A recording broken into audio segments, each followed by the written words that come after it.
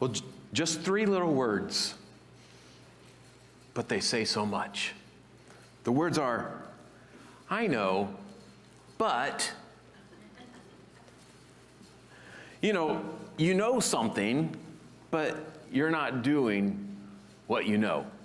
Or, you should be doing it, but you just aren't. You have some reason not to. Like if you're cutting wood with a power saw and someone says, you really need to put on your safety glasses, and you say, I know, but it's such a hassle, and they're over there, and it's just a small cut.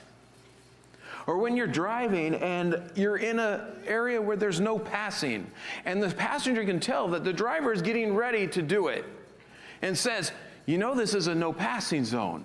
And the driver says, I know, but I can see, and I don't want to wait. Or when you're eating raw cookie dough, and someone says, you're not supposed to eat raw eggs, it can give you salmonella, and you say, I know, but it's just so good. But what's the worst? Is when you're talking to someone after teaching God's word, and here comes the, I know, but. It may not always be those exact words, but it happens. The thing is, sometimes Jesus' teaching, sometimes God's way is radically different from our own worldly human ways. But when Jesus tells you something, don't respond with, I know, but. Jesus says it this way, why do you call me Lord, Lord, and not do what I say? Not do what I tell you. Well, at this point in our study of Luke, we have heard a lot about Jesus' teaching. Today, we're actually going to hear some of his teaching. So we begin in chapter 6 and verse 12. Verse 12, in these days he went out to the mountain to pray, and all night he continued in prayer to God. And when day came, he called his disciples and chose from them 12, whom he named apostles. Simon, whom he named Peter, and Andrew his brother, and James and John, and Philip and Bartholomew, and Matthew, and Thomas, and James the son of Alphaeus, and Simon, who was called the Zealot, and Judas the son of James, and Judas Iscariot, who became a traitor. And so we have this short transition here from the previous section that was talking about how Jesus was starting to face opposition. So we had several stories of opposition. And now we're coming to this sample of Jesus' teachings. And Jesus, we're told, goes out and prays all night because he's in a significant time of his ministry. And there's a couple of reasons for this. One is he's been facing opposition, how we just talked about. But second, he has a huge decision to make. So in this time, he needs God's strength and guidance. So he spends all night in prayer. Now, what's the decision? Well, right now, the number of his disciples has grown. Now, this isn't just the curious crowd that people are just following around, but these are people who are actually following Jesus. But from that large group, he has to choose 12 of them for a special purpose. And he names these 12 the apostles. In other words, these are men who were specifically chosen to be leaders, and they were commissioned representatives of Jesus. Now, I just want to point one thing out about this. Who did Jesus choose? We have this list. And if we look at the list, we will see that he chose fishermen, a tax collector, a zealot or a revolutionary, a skeptic, and a traitor. And by the way, Judas was purposefully chosen under divine guidance. It was no surprise that he became a traitor. This was all part of God's plan. But this important group, Jesus' inner circle, his eyewitnesses who will tell others about him, the men into whose hands, humanly speaking, the future of the church will be placed. All these men were just ordinary men. God does extraordinary things through ordinary people. Well, let's keep reading. Verse 17. And he came down with them and stood on a level place with a great crowd of his disciples and a great multitude of people from all Judea and Jerusalem and the seacoast of Tyre and Sidon, who came to hear him and to be healed of their diseases. And those who were troubled with unclean spirits were cured. And all the crowd sought to touch him, for power came out from him and healed them all. And so after choosing the 12, he goes to an open area where many people are gathered to hear him and have him perform miracles for them. They're from all over because of his power. They've heard he has power. And the way it's stated that for power came out from him and healed them, it seems that their understanding of Jesus and his power may not have been fully correct. Like it was something magical. But also the crowd mostly appear to be coming to get something from Jesus for themselves. But Jesus graciously heals them, and his teaching will point them in the correct direction. And it makes clear that those who truly follow Jesus will respond to him in faith, and that faith will result in a godly life. Verse 20. And he lifted up his eyes on his disciples and said, Blessed are you who are poor, for yours is the kingdom of God. Blessed are you who are hungry now, for you shall be satisfied. Blessed are you who weep now, for you shall laugh. Blessed are you when people hate you and when they exclude you and revile you and spurn your name as evil on account of the Son of Man. Rejoice in that day and leap for joy, for behold, your reward is great in heaven. For so their fathers did to the prophets. But woe to you who are rich, for you have received your consolation. Woe to you who are full now, for you shall be hungry. Woe to you who laugh now, for you shall mourn and weep. Woe to you when all people speak well of you, for so their fathers did to the false prophets. And so after Jesus does all this healing, he starts to teach. And we know from verse 17 that there are three groups of people there. There were they're referred to as them, that's the 12 disciples whom he just called, or apostles. There is the great crowd of disciples, those who are truly following him.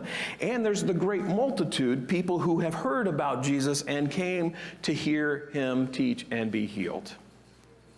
And Jesus, though here is directly teaching his disciples, he says that he lifted his eyes onto his disciples. So he's directly teaching his followers, but it's for everyone to hear. And his teaching starts with a few statements of blessing and then a few woes. So he says, blessed are. And when he says blessed are, this means that things are good for a person or good is coming to that person. The person's situation may not be great right now, but he will be blessed or rewarded by God. But notice that Jesus says blessed are, not just blessed will be. Okay? So even now, you might look at your situation and say, it's not that great. But even now, these people are blessed by God because God is for them. And so being blessed means that God is taking care of you, and you have it also means you have an inward peace and joy and happiness and blessing from God. And you know that he's got you, whatever your situation may be. But then Jesus also says, woe to you. Several statements of woe. Woe to you means that you're on the wrong track and that you are, that bad is coming to you and you need to watch out. It's a warning. This person's situation may be good now. You may look around and say, hey, everything's great. But it won't last. And things won't be good for this person when he stands before God and faces judgment. So the blessings and the woes they challenge worldly values and perspectives. Jesus is challenging people to live with a godly spirit and spiritual view of life. He's challenging people to not only consider the here and now, but to consider eternity when you make your here and now decisions. So he says, blessed are the poor, because theirs is the kingdom of God. Now, there's both a physical and spiritual aspect to these statements. So on one hand, Jesus is speaking to those who are literally poor, who have very little money or possessions. But this is also tied in, there's a tie-in between being economically poor and being poor in spirit, as Jesus says in the book of Matthew. Now, oftentimes the poor are more likely to recognize their spiritual need and seek God and rely on Him for both their physical and spiritual needs. But also, we can see the connection between the poor and the spiritual people in the Old Testament prophets. You see, in the Old Testament prophets, the righteous, or those who are faithful to God, and those who are mistreated by the ungodly are referred to as the poor. And God promises to watch out for them. And one other thing, remember what Jesus' mission was when he read it from Isaiah while he was in the synagogue in Nazareth? Well, part of his mission was to proclaim good news to the poor. Now, this ultimately applies to the spiritually poor, the humble who recognize their need for salvation, for forgiveness, and for God's help. And so, you may not be wealthy, but if you believe in Jesus, you have eternal life, now and forever. Yours is the kingdom, not just will be. You have something even now and in the future that is far greater than money. And he says, blessed are those who are hungry now, because you will be satisfied. This is similar to the poor and can also refer to both physical and spiritual, a physical and spiritual reality. You're hungry, meaning you don't have enough. You are in need and you are lacking what is essential for life. Now in Matthew, Jesus says, blessed are those who hunger for righteousness. You see, the hungry know that they are lacking, and they desire the things of God. They want to live in obedience to God, and they will be satisfied. They will get what they need. You see, ultimately, they will be with God. They will be the children of God. They will be rewarded by God. You will have all of your spiritual needs met by God. And Jesus says, blessed are those who weep now, for you will laugh.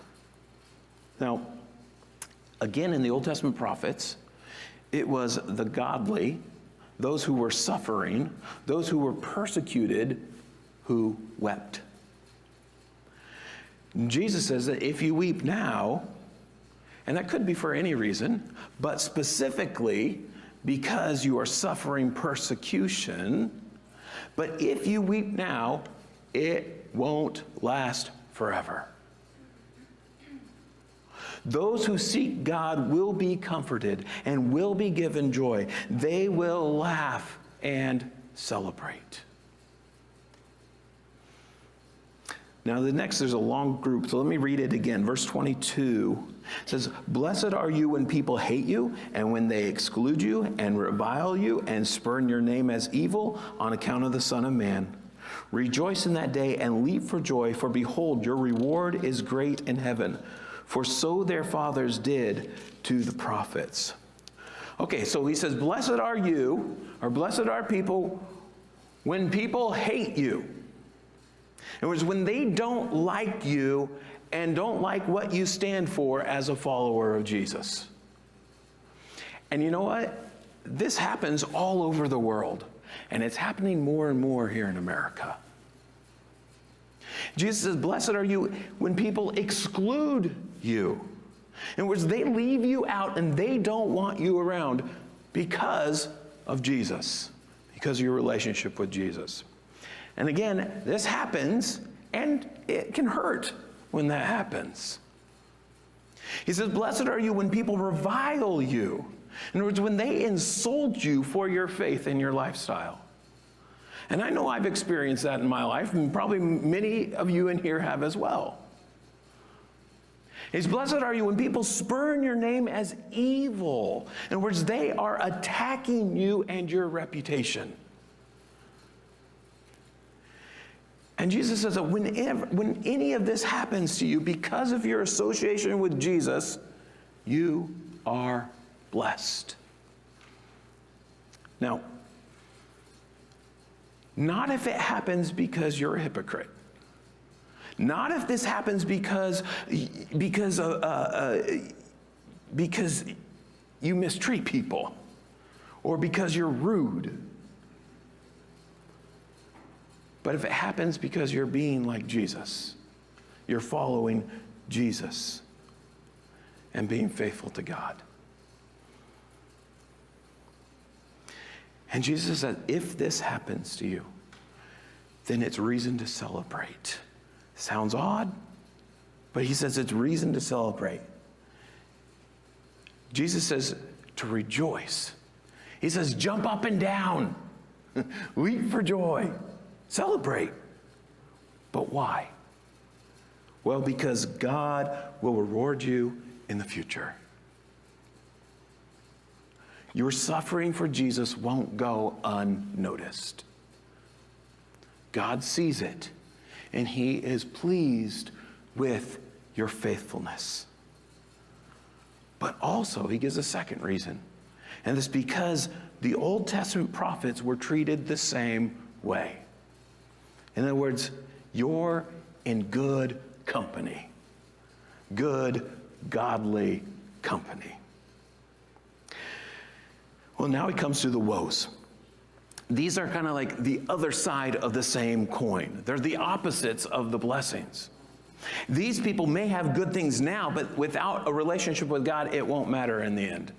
So you have the rich, and the rich are warned that because they have all they need now, or they think they have all they need now,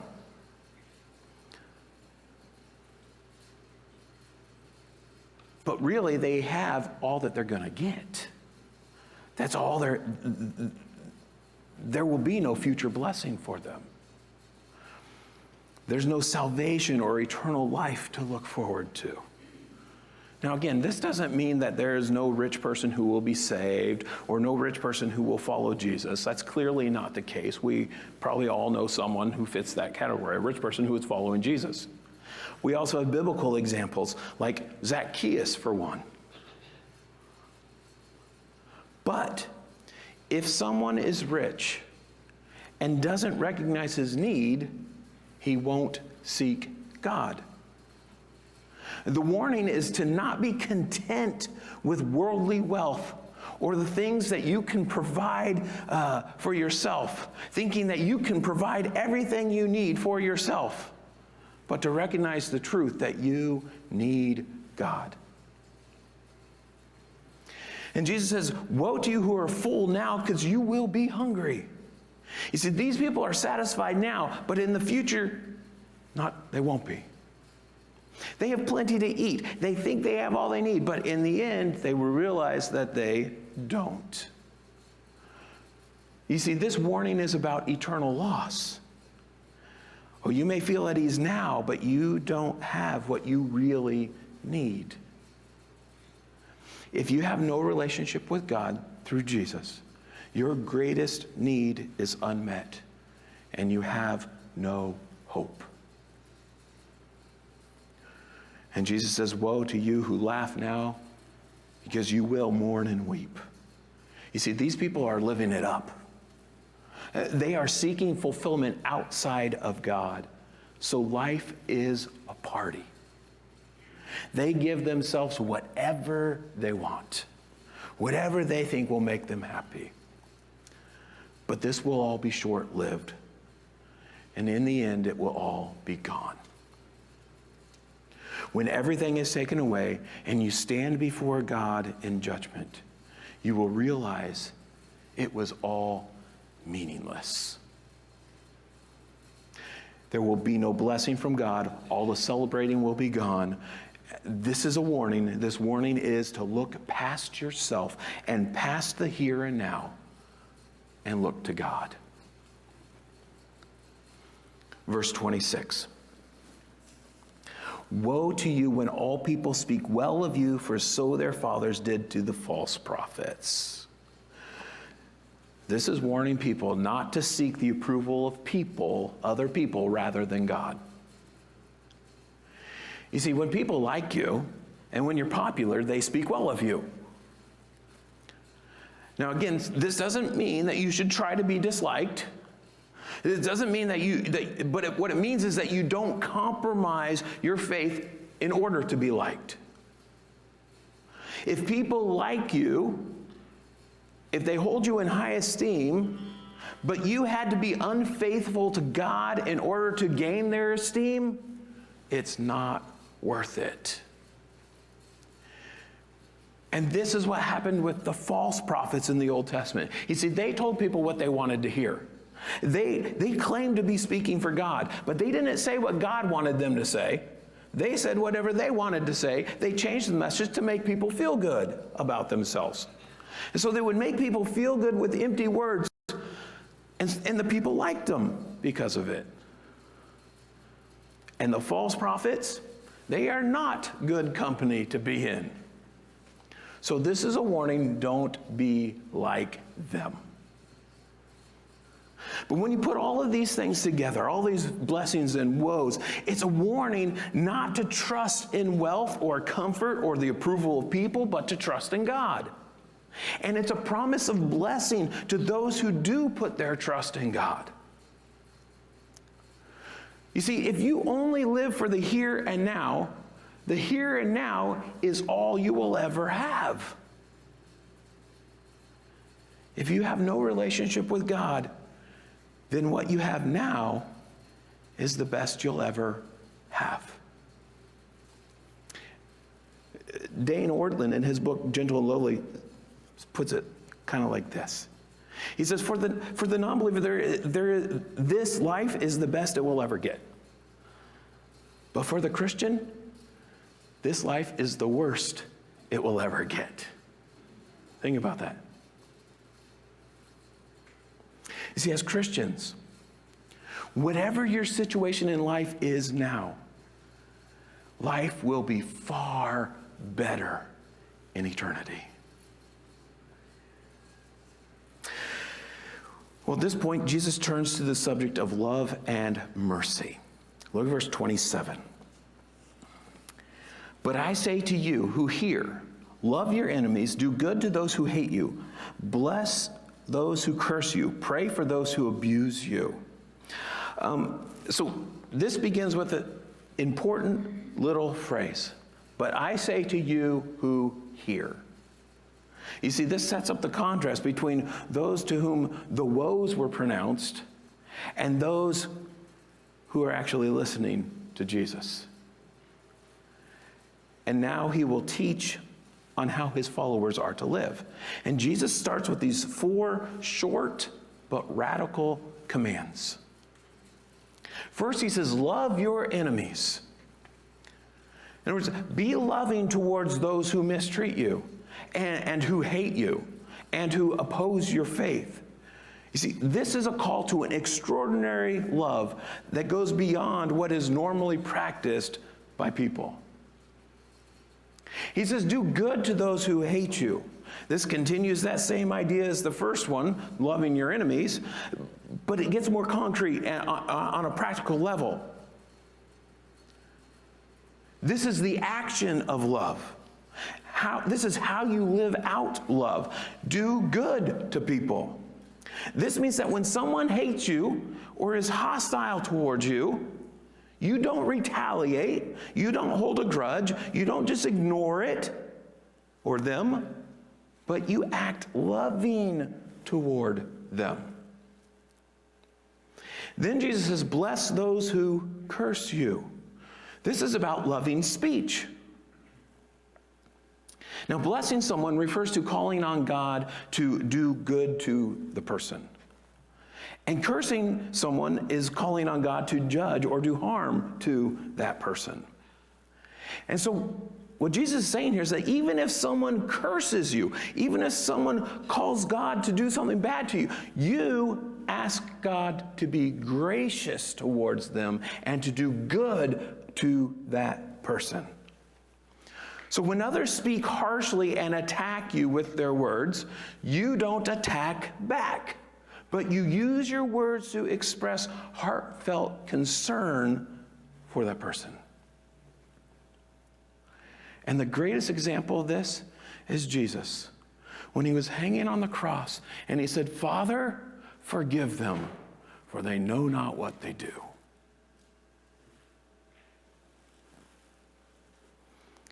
And then Jesus says, pray for those who abuse you. He's saying, do exactly the opposite of what would come naturally to you. You see, when someone mistreats you or hurts you, what is our natural inclination? It's to hurt back, or at very least to hope that they will get what they deserve.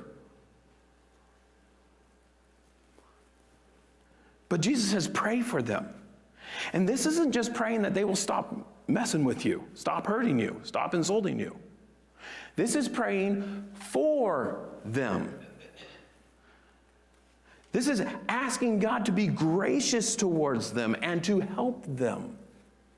Now, ultimately, of course, this would be a prayer for their salvation, for their greatest need to be met. This is the greatest good that they could receive. But already you can see that Jesus is calling his followers to a radical, even supernatural type of love. But now he gives some examples of this kind of love. Verse 29. To the one who strikes you on the cheek, offer the other also. And from one who takes away your cloak, do not withhold your tunic either. Give to everyone who begs from you, and from one who takes away your goods, do not demand them back. And as you wish, let me stop there. So he gives these 4 examples of love. First, he says, so someone strikes you on the cheek, offer your other cheek as well. This is talking about a slap in the face, and likely a backhanded slap to the face. So this is not just hurting someone, but this is also insult. And given the context here, this is probably alluding to the suffering of religious persecution. Jesus is saying that if this happens to you, don't retaliate. You just forgive, and you keep doing what's right, even if it might happen again. You're leaving that other cheek vulnerable. Then he talks about someone taking your cloak and your tunic. Now these two, that's the outer garment and the undergarment that they wore. So it'd be kind of like your jacket and your shirt. Okay, so the picture here is that you're being robbed of your jacket. And Jesus says, don't withhold your shirt. Let them take it if that's what they want. But what we see here is that your rights are being violated. They're stealing from you. Your rights are being violated. And Jesus, again, is saying, don't retaliate or seek revenge. But beyond that, also, you don't have to demand your rights. You can just let it go. Then he says, give to those who beg. Now, this word that's translated begs is probably better translated as asks. It can be used of either begging or of borrowing. And the point here is, don't refuse those who are in need. People are more important than stuff. Then he says, talks about the one who takes away. He says, don't demand it back. You see, in this scenario, you are again wronged and your rights are violated. Either someone stole from you or they borrowed something and never returned it. He says, you don't have to demand it back. Demand it be returned, or that demand restitution. You see, this perspective of love is that it's better to be wronged than to retaliate and demand my rights. Now, this is all very radical. This is not the normal way people think or act. Some people argue that Jesus is using hyperbole here, because they'll say a society can't survive if there's never, if you can just take people's stuff, or if there's no, you don't get in trouble for violating wrongs. And you know what? It's possible that Jesus is using hyperbole. But Jesus is definitely pushing the norms here. But he's doing it to make a point. So don't just pass over this and discount it as, oh, it's just hyperbole. It's just exaggerated illustrations. This is a call to radical love. A love that many people will feel uncomfortable with. Jesus is challenging us to move beyond average. To move beyond what comes naturally to us. You see, Christ-like love creates a willingness in us to not demand my rights, and to forgive, and a willingness to help others, and to live out my faith and give of myself, even if it leaves me vulnerable. And the assumption is that God sees this and he blesses. You remember those blessed are statements we just read? He sees it and he rewards faithfulness. Verse 31. And as you wish that others would treat you, you do so to them. Now we know this as the golden rule. But it's another way of saying love your neighbor as yourself. Jesus is saying that love is sensitive and considerate of others. It's thoughtful and caring. And so in love, you treat people well, just like you would want to be treated well. Verse 32. If you love those who love you, what benefit is that to you? For even sinners love those who love them. And if you do good to those who do good to you, what benefit is that to you? For even sinners do the same. And if you lend to those from whom you expect to receive, what credit is that to you? Even sinners lend to sinners to get back the same amount. So he's talking more about love here. And he says that, everyone, even sinners, love those who love them back. He says this is a self-serving kind of love. If you just give because you get. You see, Jesus followers love because it's right, not because they are loved in return. What good, Jesus asks, what good is this selfish so-called love? In other words, is there any reason God would bless you for it? See, real love, Christ-like love, will go beyond what's common and beyond the world's standards of love. In the same way, he says that even sinners will do good if they get something in return. But Jesus says do good no matter what. You see, Jesus' followers are called to a different kind of love. A love that is lived out in action, even to those who don't love them back or don't do good in return. And then he illustrates this love with an example of lending. Now this when he speaks of lending here, it can be understood in two ways. First is that you only lend to people who you know can and will repay you. And so there's no risk involved. And so you'll only help someone if you're guaranteed of no loss. So you won't help those who are truly needy. The other way it could be understood is that you will only lend to those who can and will also lend to you when you need it. And so, but in both of these situations, you're only seeking your own good and you're not really concerned for the other. This is the way of sinners, Jesus says. See, Jesus' followers are to do more than sinners. Jesus' followers are to give to meet people's needs out of love, not for selfish reasons. Verse 35. But love your enemies and do good and lend, expecting nothing in return, and your reward will be great, and you will be sons of the Most High, for he is kind to the ungrateful and the evil. Be merciful, even as your Father is merciful. Okay, so these verses summarize this section on love. Basically, they're saying love like God. And this is why this love is so radical, so radically different than the way the world loves, because it's godly love. God's love is so much greater, and he loves those who are unworthy of his love. And we are able to love like him because we are related to him through Jesus.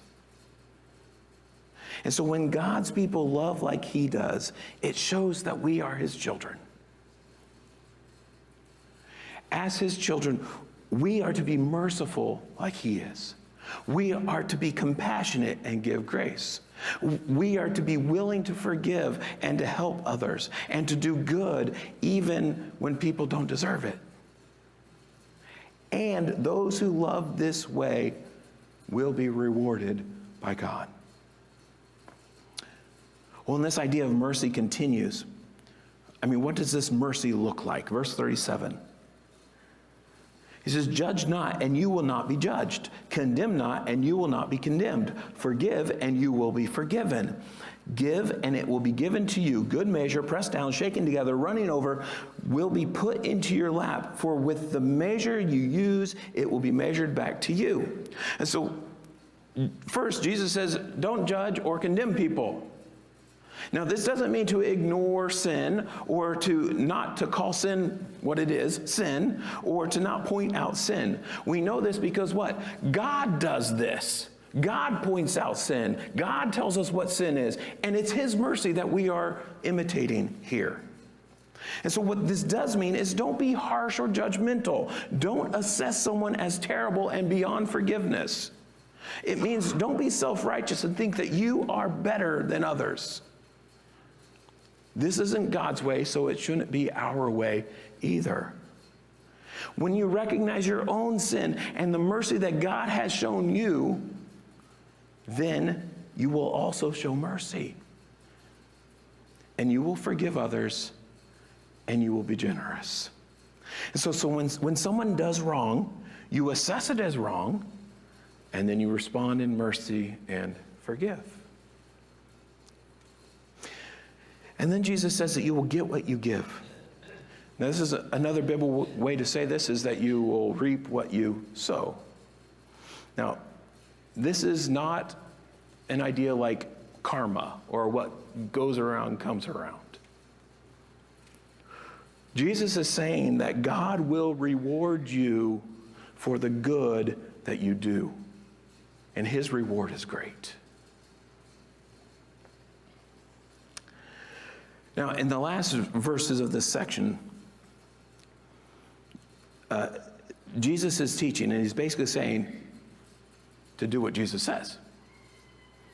You see, the rest of this chapter is a series of parables or proverbs or word pictures, but they all, step by step, are driving to a single point: that followers of Jesus will live out his teaching. Look at verse 39. He also told them a parable. Can a blind man lead a blind man? Will they not both fall into a pit? A disciple is not above his teacher, but everyone, when he is fully trained, will be like his teacher. So a blind man can't lead another blind man. A blind person can't lead another blind person in the right way to go, or the right way to walk, or how to stay away from danger. Because neither one of them can see where they're going. And the same is true spiritually speaking. The spiritually blind person or spiritually ignorant person, the ungodly person, the merciless person, the self-righteous and judgmental person, they don't make good spiritual guides. If you follow them, you will fall. You see, spiritually immature people often give very immature advice. And also, as a disciple learns from and becomes like his teacher.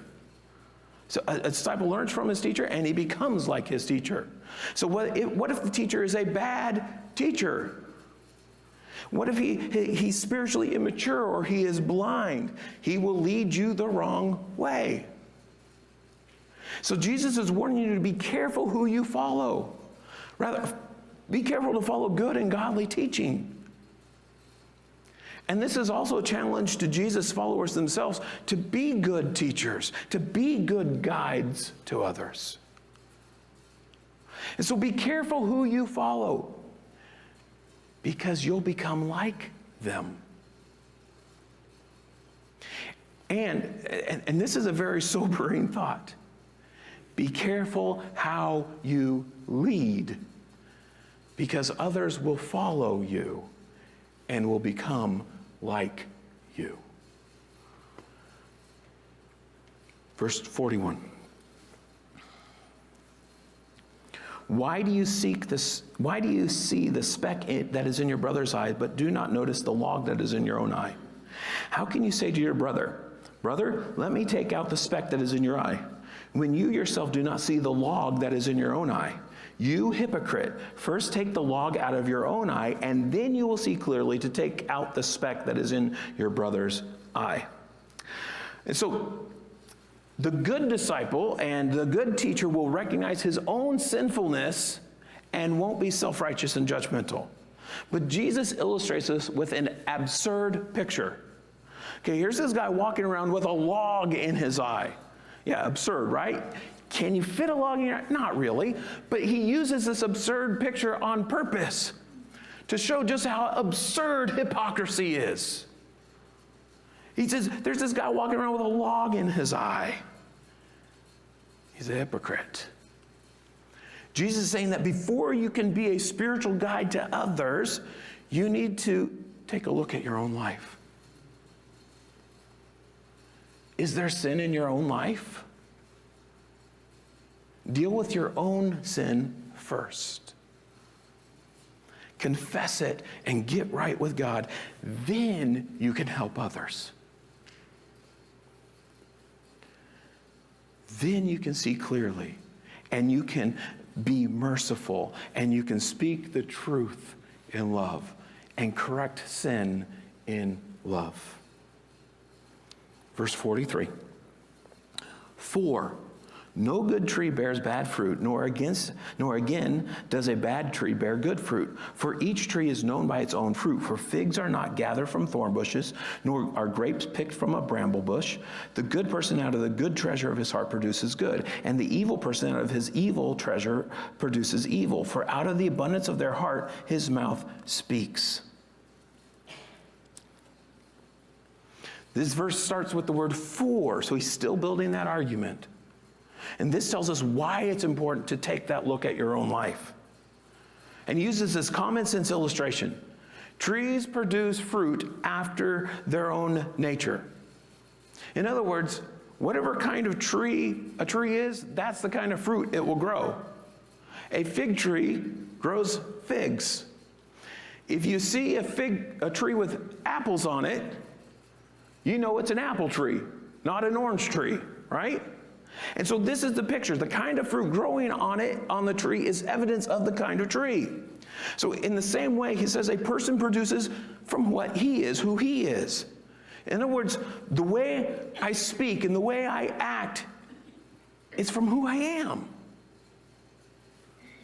The way you speak and act, it comes from who you are. And your life shows who you really are. Your attitudes and your actions reveal your heart. Whether they're good or evil, whether there is good or evil in your heart, it is evident by what is seen on the outside. How do you talk? How do you treat other people? You see, the challenge again is to look at your own life. Inspect your fruit. What is your heart producing? Make sure that your heart is right before God. Verse 46. Why do you call me Lord, Lord, and not do what I tell you?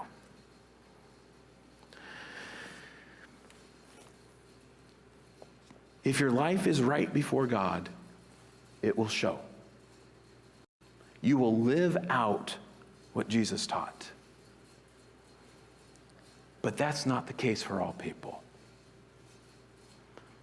So Jesus comes to the main point. If you are truly a follower of Jesus, you will do what he says. If you call Jesus Lord or Master, this suggests that you are committed to him, that you have submitted to his authority, and that you are following him and his teaching. And if that is true, then you will obey him. But some call him Lord, but don't act like it. Don't act like he is Lord. They're faking it. This claim of him as Lord is just empty words. If you are a follower of Jesus, then you will follow Jesus. Verse 47.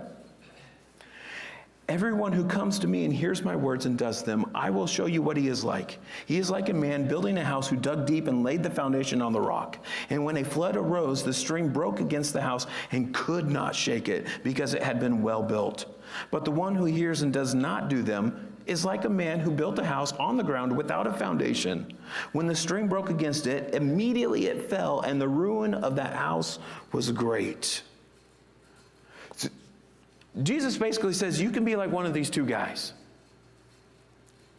One guy built his house on the rock with a strong foundation, and his life is strong and secure. The other built on the ground with no foundation, and that house was weak and easily fell apart. And then Jesus' teaching ends. And this is a warning. Don't be like that guy without the foundation. Don't be the person who hears Jesus' teaching and then ignores it or just doesn't do it. If you're that person, you are at great risk of suffering tragedy and loss. Instead, be the person who listens to Jesus and obeys. Now, ultimately, this could refer to listening to the gospel and believing in Jesus for salvation. But the context here is all about living out what Jesus has taught. And so if Jesus is your Lord, if he is your teacher and your guide, if you are committed to him, then you will listen to him and obey. And if you don't obey, then you're not really following Jesus.